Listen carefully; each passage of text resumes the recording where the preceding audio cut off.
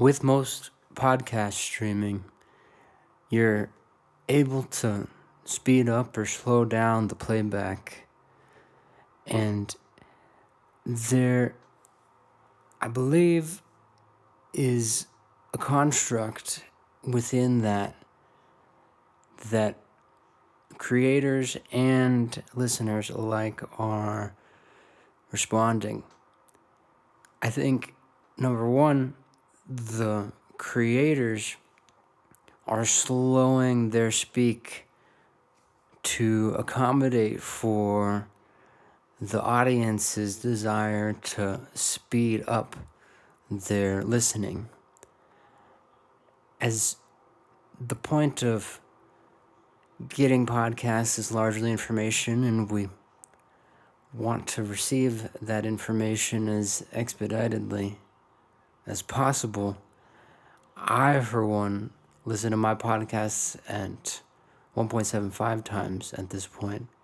I started off at slower, and I think overall there could be better agreement with the speaking being exactly as the creator intended it to be.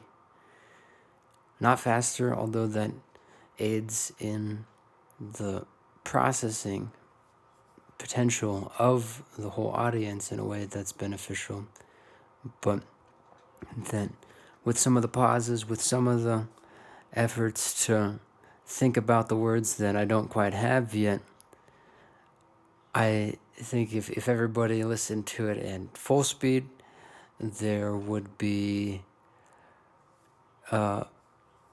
imbalanced, sensed error in the creator's founded speaking. And so I would like people to listen to it fast. I'm certainly going to listen to it a little bit fast, a little bit slow. I tried 1.5, I tried 1.75, I tried the plain old one on this last pilot episode.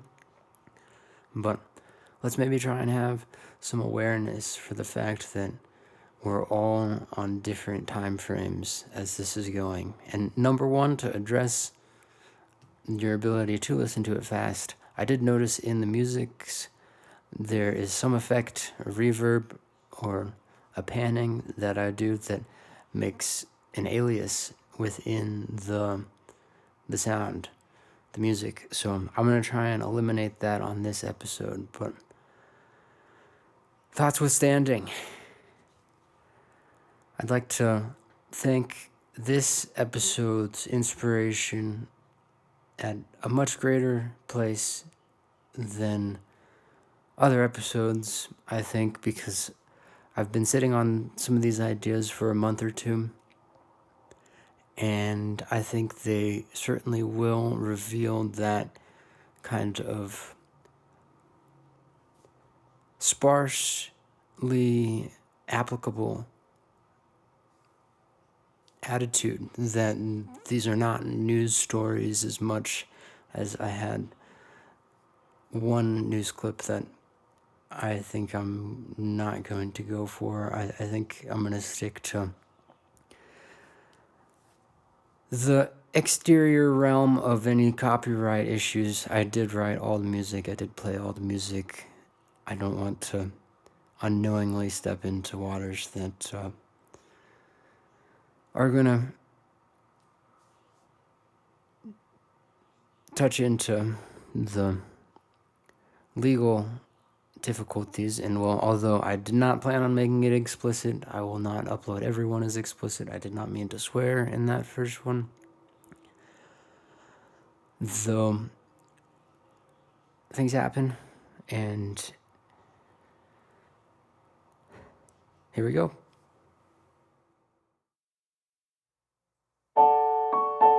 Thossery.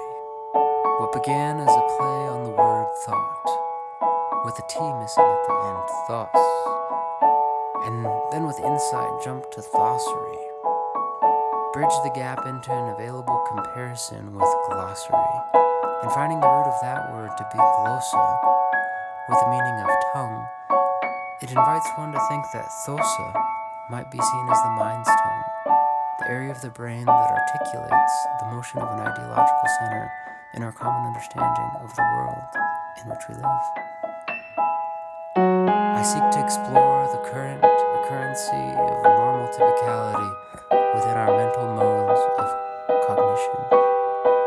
I've recorded sound bites to the sound effects of various frequent happenings that I believe will most help a shaping of advance into further parts of speech by looking at where those words of ours start, the events of change that give us pause.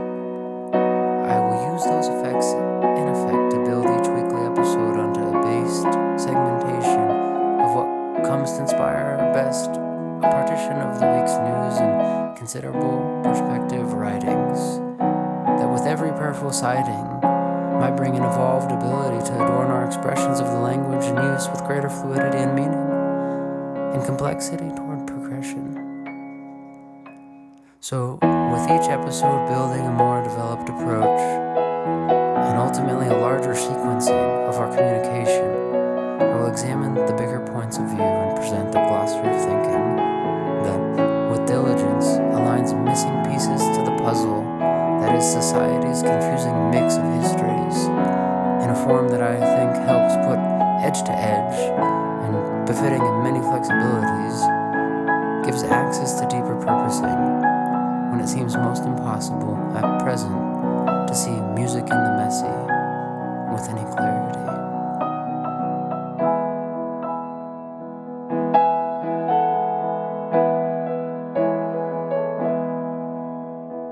Glossary. Episode 1. Perfect Memory. Have you ever felt like you wish you could better organize what you had great memory for and forget other things that you seemingly, for some reason, can't forget? I think that there are certain things that we no doubt will have perfect memory for, and other things that maybe we can work within the modalities of our cognition and habits to bring closer to that perfect memory. I would like to make a point that with words, a big pacifier to the phenomenon of repeated words is a statement along the lines of words stay the same, meanings change. So every time a word is used, it has its past, it has its own memory, and it has the implied effort of that's past, that's history, into the conversation that is to be interpreted. So the little nugget is that no word is ever said twice. If you take a step away from the dictionary, there is another really important point towards perfect memory that relates towards the cacophony and the strains that we choose to undergo for that which we are striving to attain. One most pertinent example that I have thought of through this week's considerations is the college application and university model that we choose to uphold and give value so towards an absence of mercy. If you've heard of the Montessori school concept, you'll be familiar with a nurturing approach towards the development of youth and our advance that necessitates an individualized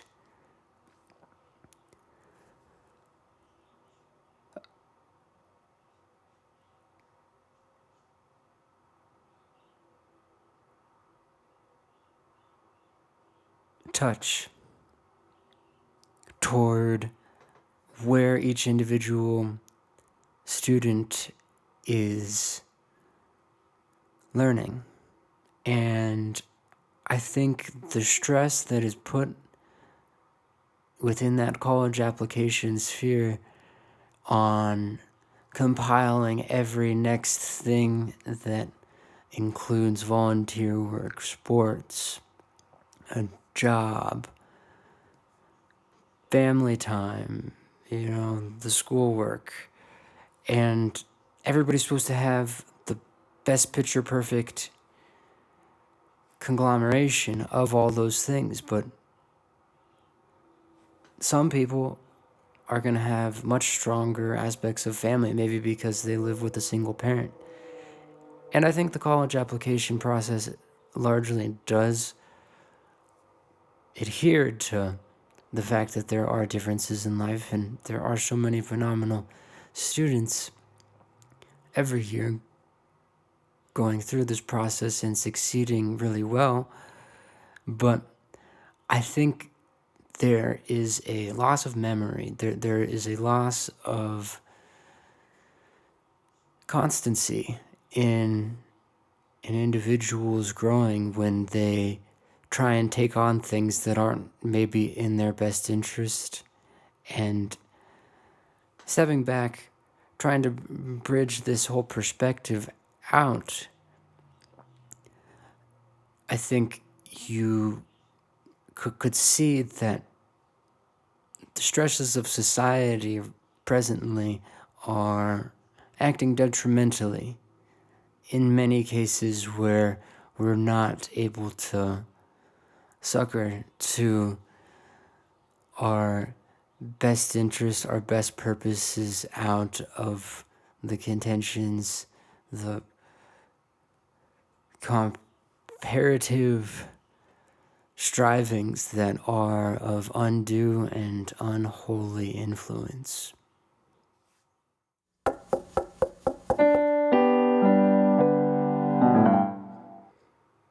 Lightning in a bottle.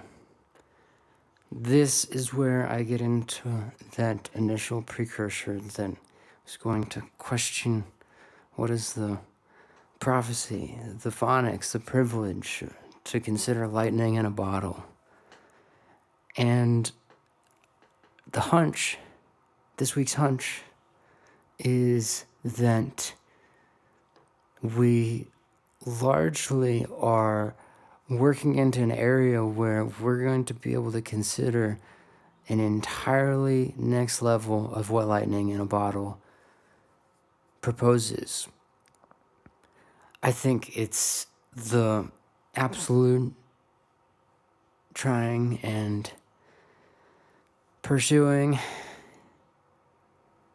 stalking of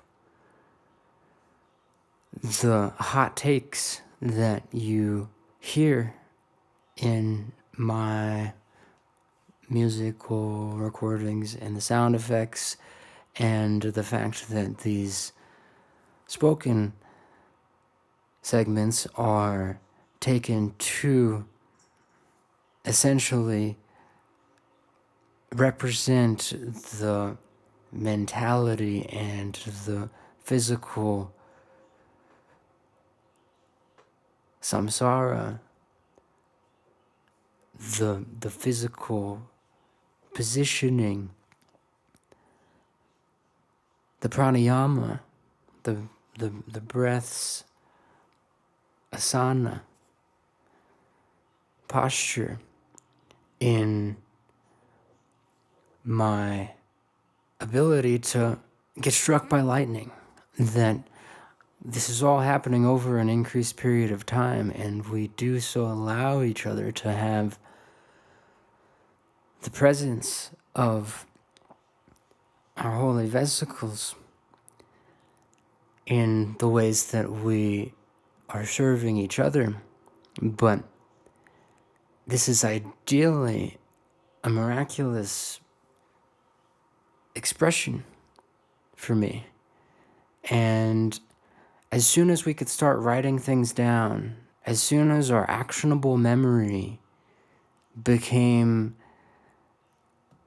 recordable with language and then writing, upon the more conceptual pictographs of our anciencies, of course, as we realize the benefits of sharing things beyond what is the lightning, which is, again, think of that flash, that extension of the source energy, truly, that gives the glimpse into the physical, unseen and maladied, amusing, and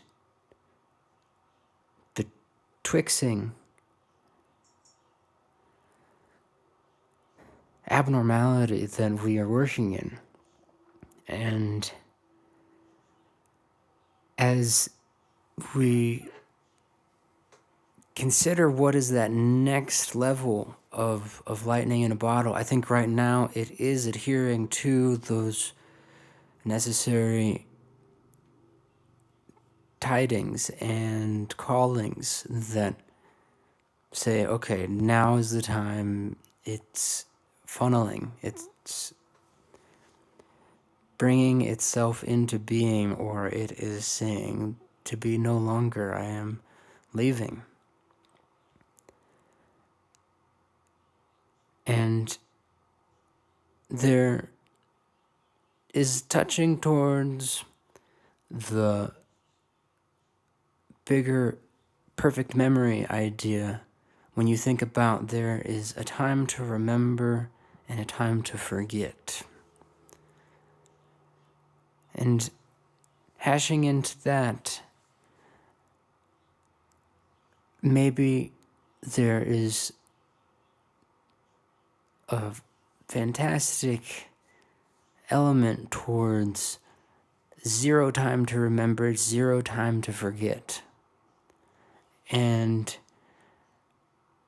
this is largely off of an observation of the way that I try and maintain prophecy.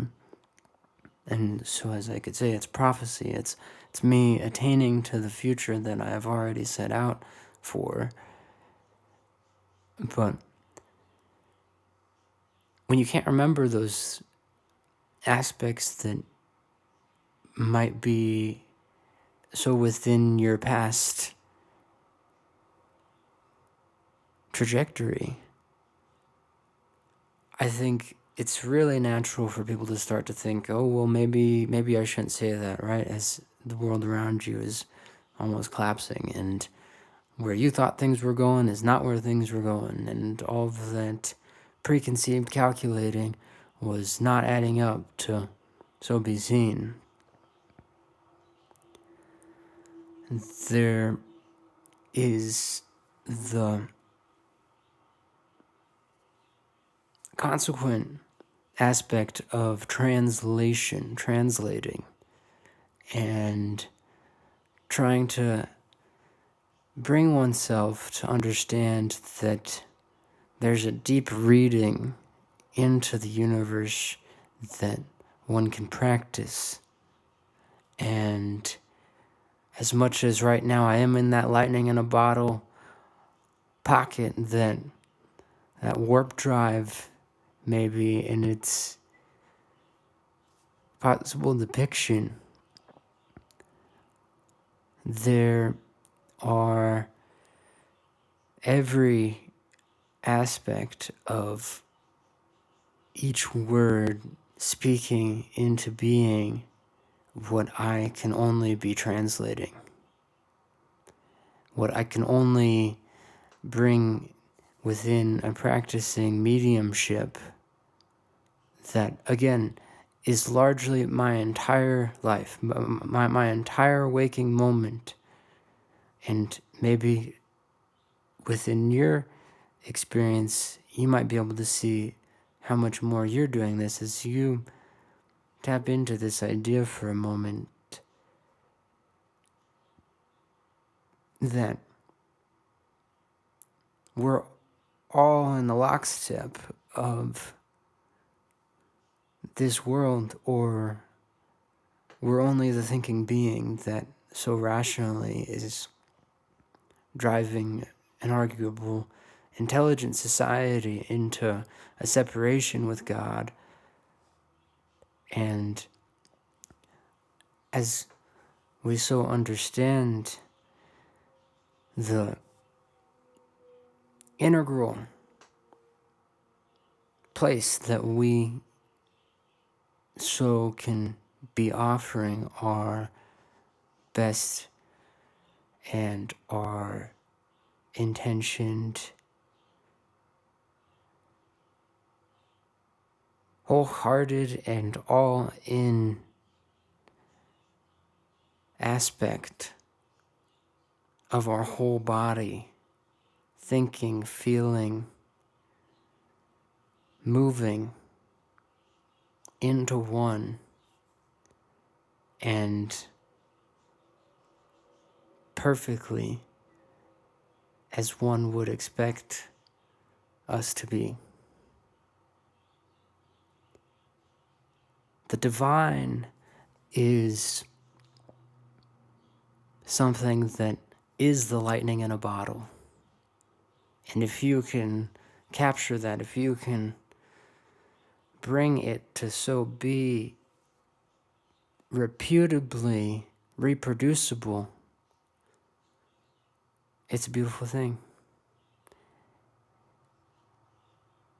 And for what reasons but the confidence and the interest that maybe comes with seeing a source of water in a forest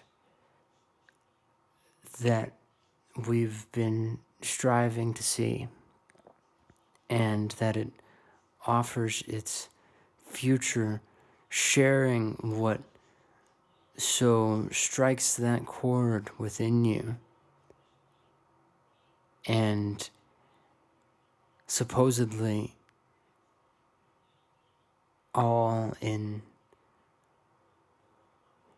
the truthfulness of a capital G glee, the joy in where the fluidities of our efforts don't go to waste.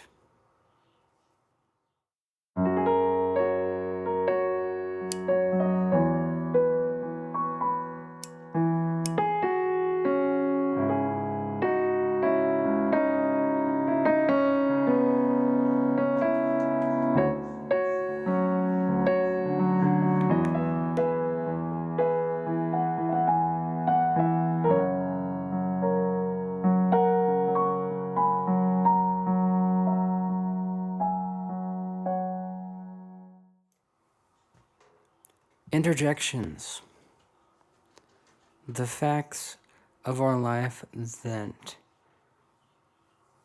intercede upon our once thought best being Or are we always inviting the interjections the same as we are hopefully abiding by all that have passed? That touches into the world salad tone of voice. And the world salad. This section I've planned to hit on something that is a little devilish and so said the temptations of ours that enter our minds as the considerations of the futures that we, as temptations, almost will immediately say, no, that's not the next step to be taking. This came as a really strong insight, and the pivotal point where I knew I was going to talk about it was when I saw that as much as they are unavoidable, there's a period of time in which we have not nixed that opportunity, that path forward that is supposedly in considerable potential from what we know we should be doing. And again, with this idea, I think that we invite that kind of attitude, whether it be for the resilience that we so convince ourselves to, or whether it be out of the pure accidental shaping of our creativities that, as much as a creative individual would try and seek out the novel and entertain things that are on the fringe, there is reason to say everybody is creative, right? So everybody should have these temptations that I'm bringing to the crossfix with memory. And maybe you would first think that, okay, well, in a world with so perfect memory, are there any temptations? A lot of religions try to iron out an environment, a society that avoids the instances of that so devilish temptation. But as we could see together, I so became upon the perspective that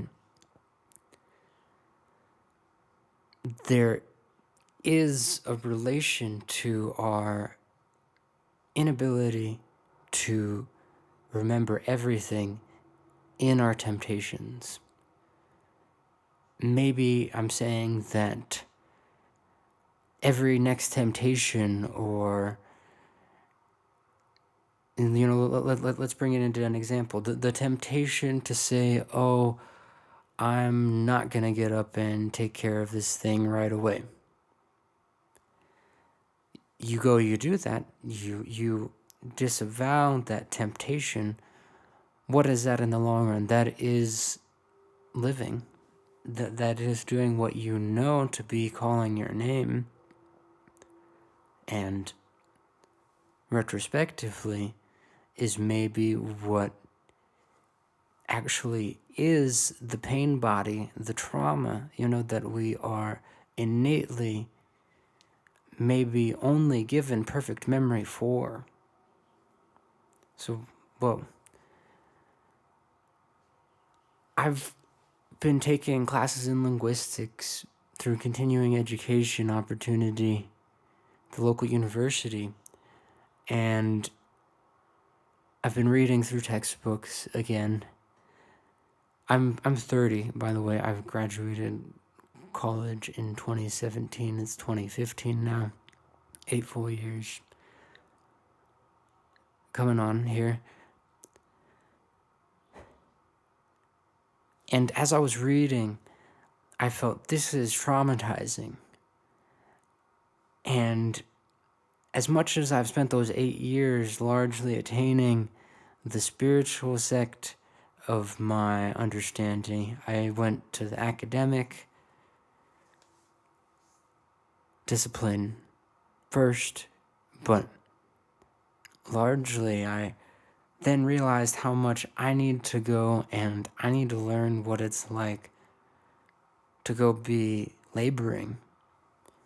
And so I've worked a lot of jobs that have put me in a mindset that I've had to be OCD about every little nonsensical thing, and I've been able to appreciate that in a way that I think is only what has given me so the gift of a lot of what I'm able to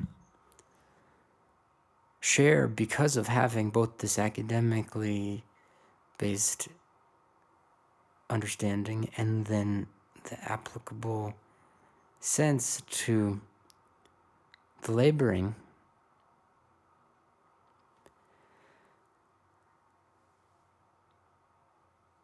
When you read a book, and this is a big question that I've had because I can't necessarily just pick up a book and read it like the good readers that I know. I will toil and I will watch myself just skip across the water of an entire paragraph or page. Normally not a page, that would be pretty ill-suited of me because I should realize that I'm not really getting the picture before then, but sometimes I do acknowledge, look at that, okay, I did not really let that sit with me, right? There is a pointedness of me working around this idea that reading for me needs to be an injury.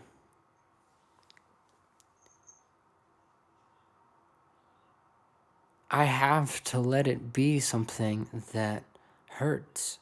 And I know it is because it is what I understand to be my most memorable tithing.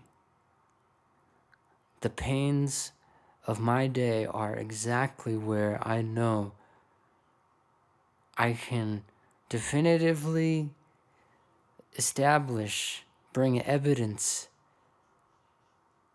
to my coming and saving and graceful next step. My next say, and I hope you can see what I mean by this aspect of the way that our temptations might be able to be bridged to our memories.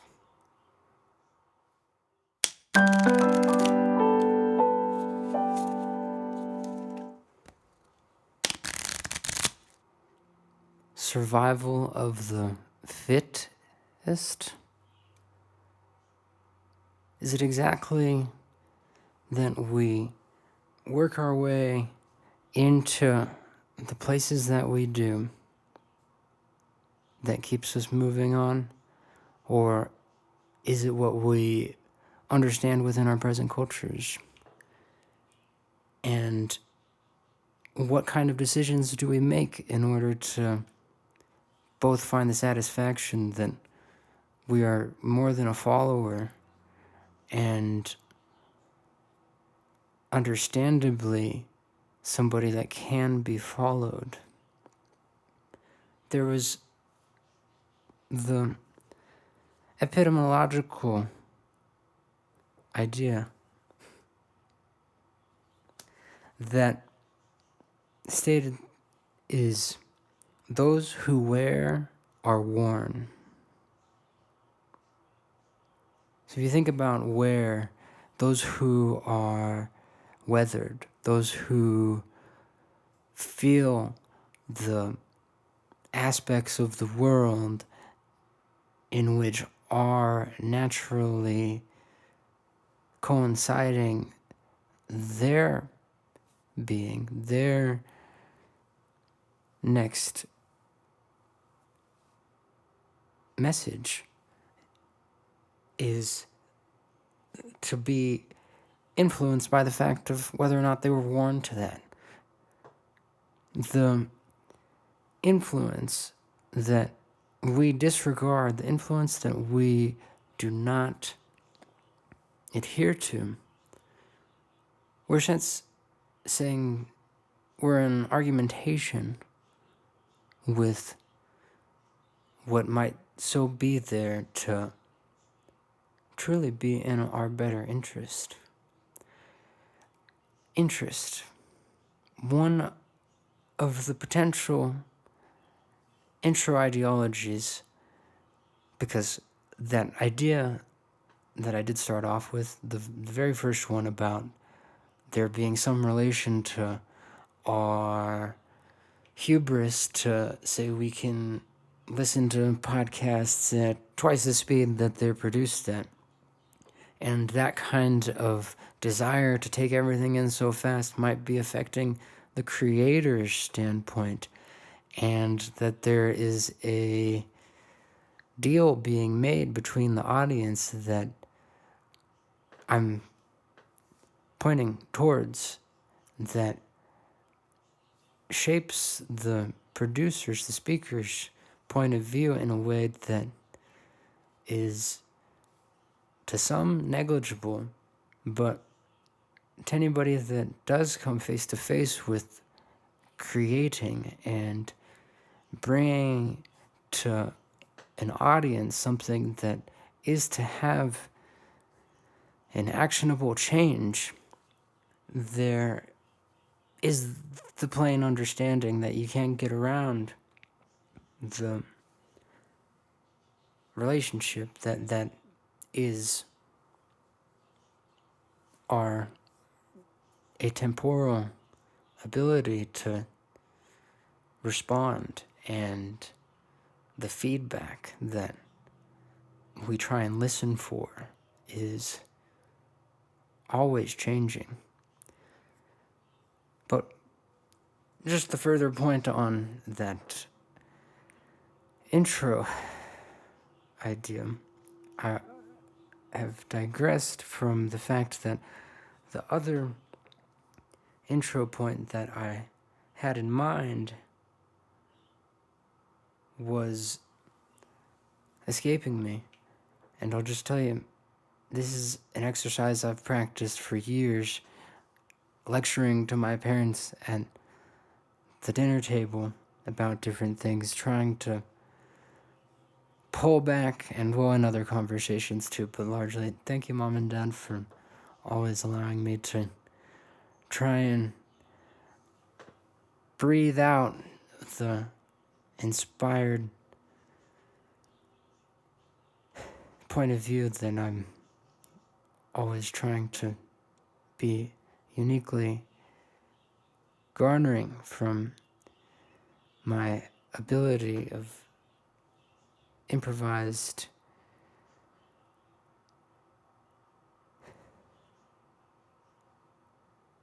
missing word. There's a missing word there, maybe. But yeah, the idea of being able to continue a conversation and then wrap oneself back around as you know you've gone on a tangent and say, okay, well, I was thinking about this. And yeah, I mean, I made the decision to stick with the particular hot take that I had been thinking of for longer in association with this episode, so maybe it'll just have to come back to me. Though, this episode's shuffle was to be an exposed new step into something I was tossing around, that I would have actual cards And I might do this in the future where I go from card to card and I do shuffle 10 to 12 different ideas that maybe I set up equally across both of them and try and work into a new little segment that I don't necessarily know the order that I'm going to speak about, maybe purely more current events, because I would like to bring those into the page. But speaking more generally, just taking the next step from the last episode, I see the party lines right now. As much as I would like to go towards the fact that we should be governing democratically and we should be governing Republican, that was the big jump to be made, say a prayer, then we can be governing with the democratic focus of everybody should have their voice, everybody votes, it's a referendum, or we should be voting under the natured republic, not we should be. So, governing Republican. But maybe, Republical, there's another lovely mistake that might be interesting to adhere to. We don't necessarily think about the AN with an applicable verb like republical, adverb Republican. We think Republican very noun oriented these days. It's the identity, right? The characterization of the voting bloc that is red and elephantized. But Trump, he is the GOAT, as much as Robert F. Kennedy Jr. was posing as one in the primary, the Union Party. Then, frankly, if you didn't see that promo and think, oh my gosh, we have the savior, I think you are 100% one of the problems. Because how is that an issue? You can say you didn't understand about the vaccine angles that he was taking and claim, oh, well, how could science be wrong? We're supposed to trust science. Gosh, the amount of time I spend day to day just chewing down the malevolous perspectives that have to be from bigger business, and that one cannot say, oh, there are 1,000 oligarchs waiting in line behind Elon Musk, maybe on like the world's richest list, that 100% have infiltrated and have every reason to be believed as individuals that both only made it there because they had the evil gene within them to so grow so big and large, and stepped over all of the red tape and cautionary feelings that had to have been there in the state of the world and just our country, the United States of America. These days, I heard recently, 50% of the population entertains debt on the daily, that they do not have the money to say that they're saving or progressing with any wealth allowance. And yes, the aspects that couldn't have said that there are the forces of our world that are trying to do their better things. Because as I look around my world, and I think as much as I should feel pained and at war and needing to do my very best for my survival, to be most fit, I should believe that those that are in power are trying to do the best thing, and to adhere to that is in my best interest. But for the last decade, there has certainly been challenges arisen with vaccines. Some of their ingredients are certainly non-negotiably neurotoxins, and the amount of hate and challenge that Robert F. Kennedy Jr. receives is absolute evidence of the whole big picture that we need to be working against. But anyways, the Unity Party, big thing.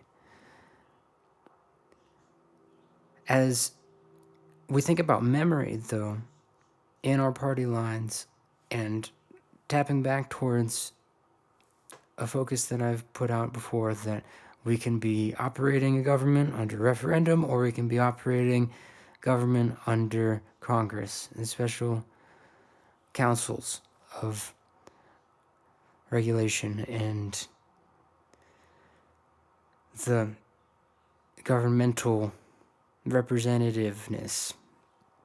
And that within memory, right now we have our party lines very ticket based, very line item of each next interest, our social causes, our economic interests are so tied and secured by each party right now that I think it's preventing what is maybe the insight, again, that our government should be more focused on, okay, we need to understand that our history, our recent past has done a lot of society wrong. So our democratic truth, our ability to trust the whole on their desires is falsified.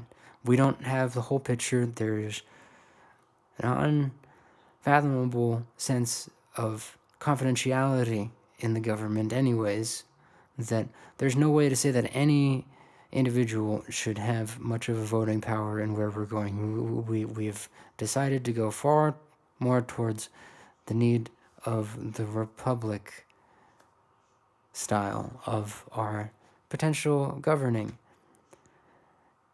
And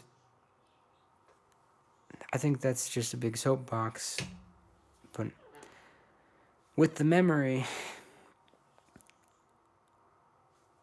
where is the orderliness to this? I will spend the time after having this all recorded trying to build the picture that I'm throwing around here and trying to understand where I'm breaking things together. That's a part of my memory. That's a part of where I hopefully am trusted to then go speak off of and make the right inferences on maybe the next take. And frankly, I thought about taking a break before this take and listening to what I've already spoken. After this take, I will go back and I will listen to everything that I have said in this past hour or so that I've been recording, basically straight through, and try and bring some of these ideas a little bit more together in the next one. But that's a lot to be said with this card shuffle. I think I'd just like you to consider about the fact of our past experience, our memory being very much the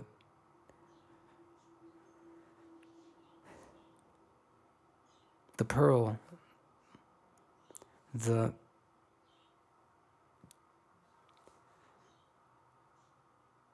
thing that puts us, in the basket that we find ourselves in. And lately, I've been going and trying to understand a lot more of the Republican mindset because I spent most of my life as a Democrat. Interesting reasons why a lot of us can think about how we've changed parties lately and why. But I know one of the big things with memory and my political affiliations, I've learned to understand how much I have felt a lot more Republican lately because I was curious. And in a part of that process, I know I've been teasing at my memory.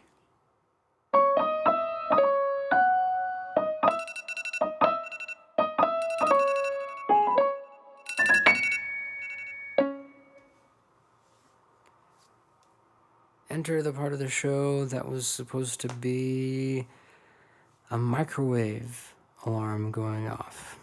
I had different ideas about the sound effect for this one, and I ended up choosing to use a phone alarm. Microwave was going to be a little bit of a challenge to record, and yes, so forth. I think that's maybe where the food reference in the first intro came from. And that it was supposed to be this big, orderly, fashioned magic trick that actually was to get us all closer to anticipating that alarm in the kitchen going off, so to inspire those moments where you go to check on your food and there's 5 seconds left on the timer and you can stop it right before it goes off. Because who wants to hear an alarm? Who wants to have that kind of disturbance? In other senses of the microwave take, I so had it noted, this was maybe supposed to be kind of like a easy-baked opinion on something that was going to be a little bit more of a joke. It's just sort of like in bad taste, like, did you really cook this? Like, no, it just got microwaved. But I think I'm going to stick with the phone alarm, and I don't think we need to hear a microwave sound anytime other than the kitchen. But so forth. Getting online. I'm not trying to sell some sort of pyramid scheme of what it means to be psychic in a possible sense, I'd say. But the big weird take I was going to do was founded in two sort of low-class activities that I have gotten myself involved with lately, and it's eating pet food and donating plasma. How do you get online? You start to see that you are both ingesting your products and you are the product. And in the most appropriate sense, I hope you can be averse enough to that thought that you can sort of get a sense that when we join ourselves to the world in such a way that we start to see the circle of life occurring, maybe it's a curled up dimension of our memory I'm seeing in some sense on the vast scale. But to be further about this idea of being online, the second point would be a consideration of your significant other or others, friends, family,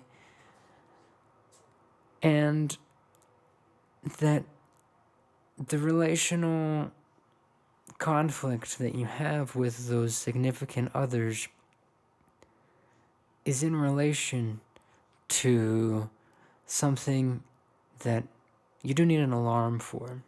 So try and centering this back on that there's a problem happening here. And appendix on the dog food, cat food, that there is some rumor that has floated around plasma donation center that we are feeding cats and dogs. But the aspect of our cohabituating and not necessarily in a circle, though I'm enticed towards some sort of vortex of this perspective in a braiding occurring, maybe, of what it means to have the right influences. I think the breakout idea is that you have a family, but everyone in your family has a whole different niche and facet of society, which is totally unrelated to yours, and everything has to go out. There's no telling exactly how, but it's nothing orderly that shapes that significant other.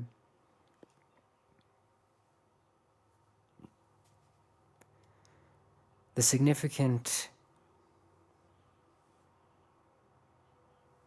another, the significant bother, the significant another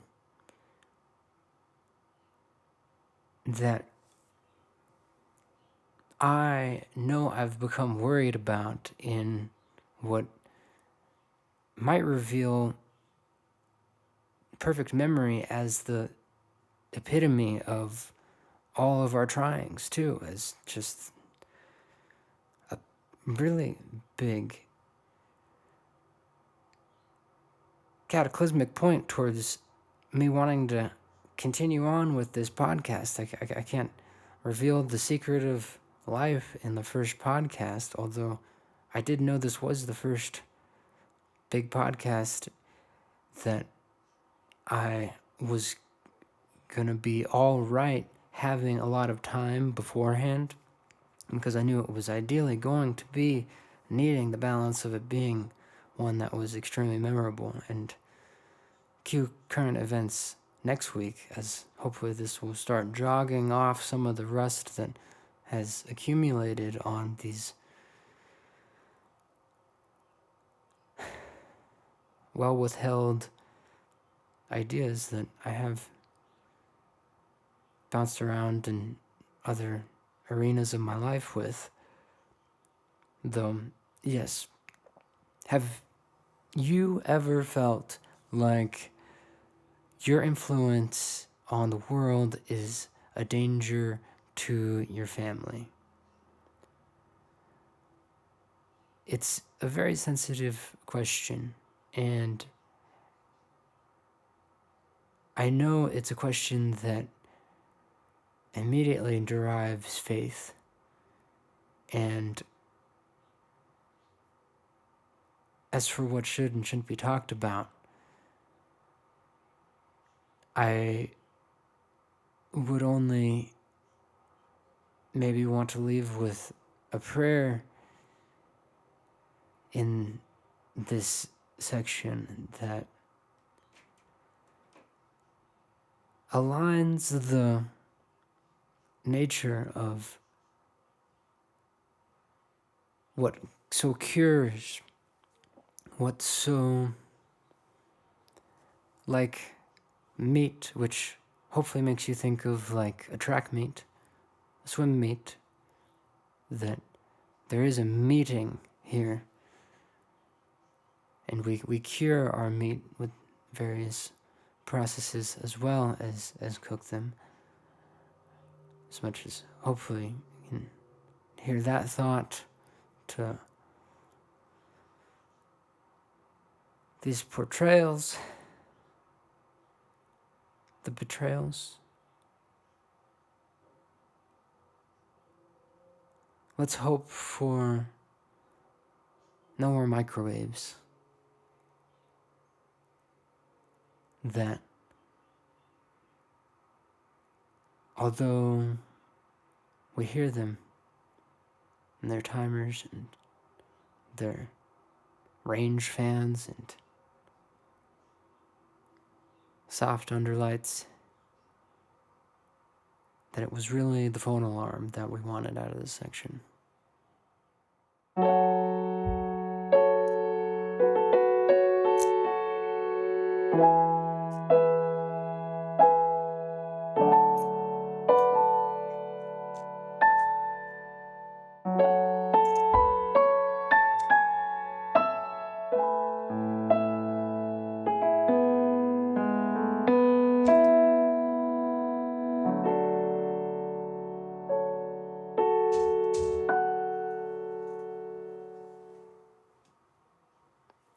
Did I write this?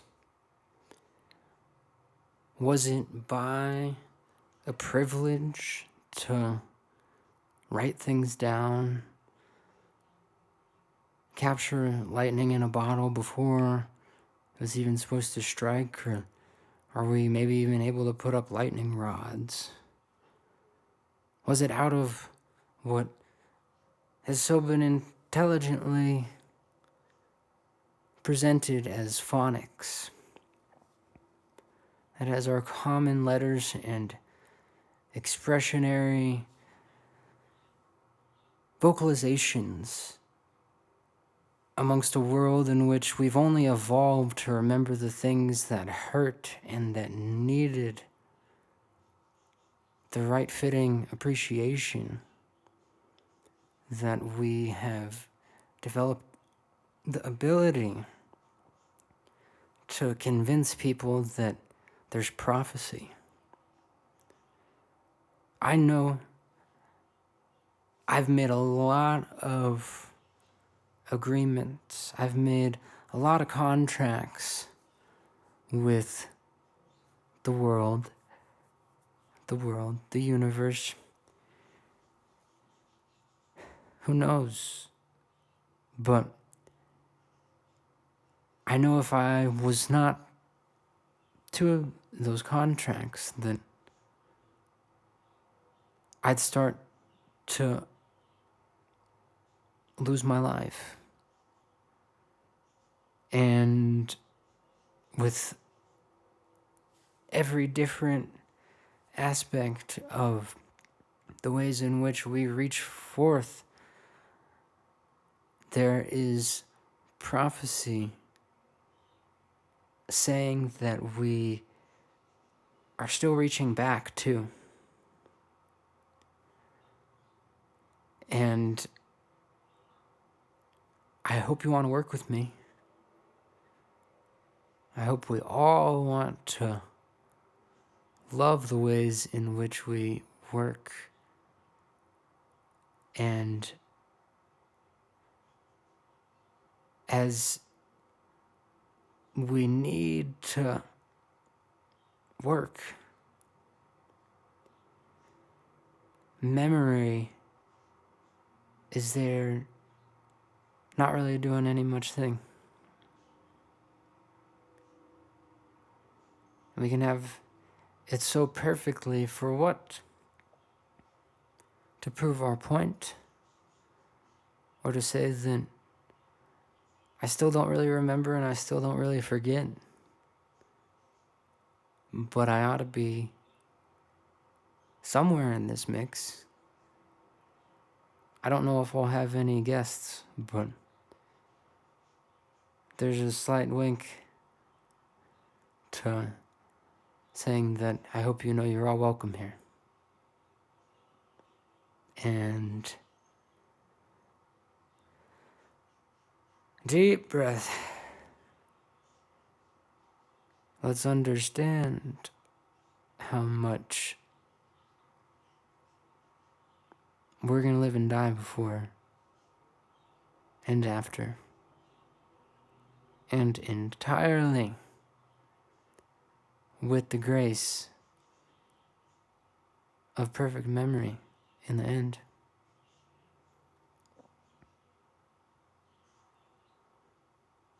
So, catchphrase. Let's do it.